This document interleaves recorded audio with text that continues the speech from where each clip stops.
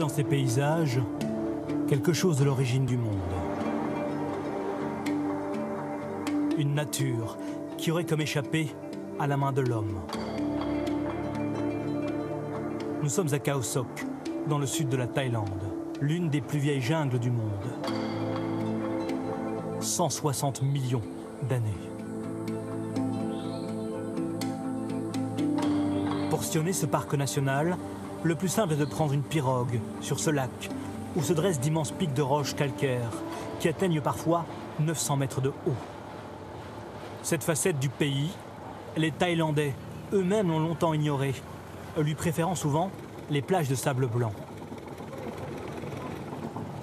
Je ne suis jamais venue ici, c'est la première fois.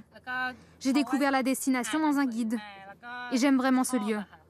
Il y a toutes ces montagnes, cette eau, à la fois bleue et verte. 1, 2... Depuis janvier, 15 000 touristes ont visité Khao Sok.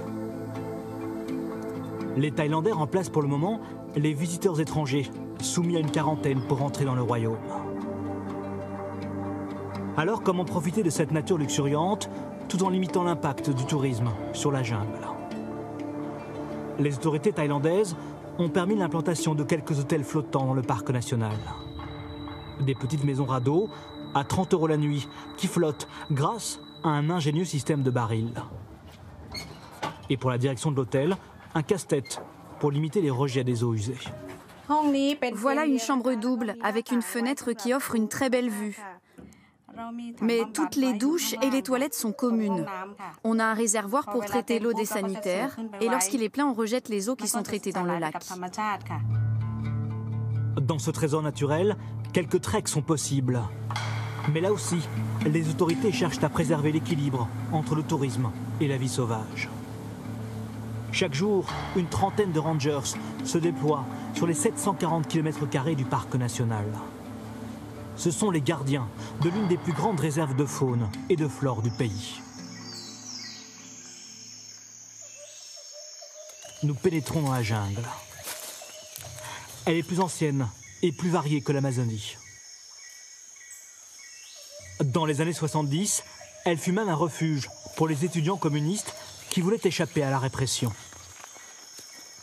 Mais ce que redoutent aujourd'hui les rangers, ce sont les braconniers qui viendraient chasser des espèces rares.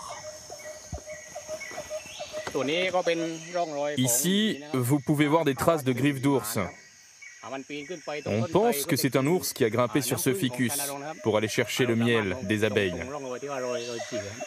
Ces ours, les voici filmés de nuit par les caméras des rangers qui servent à répertorier la diversité de la vie sauvage. On y voit aussi des singes, un puma ou encore un tapir.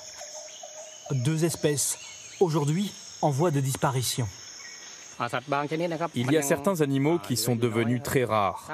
Si on ne les protège pas, les villageois viennent les braconner pour vendre leur viande. Certaines espèces seraient en train de disparaître et bientôt, on ne les verra peut-être plus qu'en photo.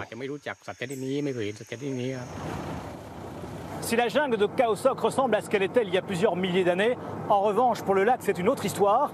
Il a été créé artificiellement dans les années 80. Difficile d'imaginer qu'avant ici, il y avait une grande vallée avec plusieurs villages.